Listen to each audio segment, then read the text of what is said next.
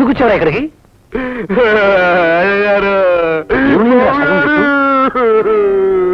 ఏముందా సగం మీసం? మీరు సగం మీసం తీస్తే మిగతా సగం వాడు తీయించాడు. ఎవడు వాడు? మీరు సగం గుండు గొరిగిస్తే మిగతా సగం గుండు వాడు గొరిగించాడు. ఎవడా వాడు? ఈ ఊళ్ళో మీరేం చేస్తే వాడు అదే చేస్తాడంట. ఎవడా వాడు? ఇంకెవరు? ఆ గిరిప్రసాద్. వాడే ఈ ఊరికి రాజంట. వాడి మామ మంత్రంట. మీరు ఒట్టి సుంఠంట. ఏమంట? సుంఠంట.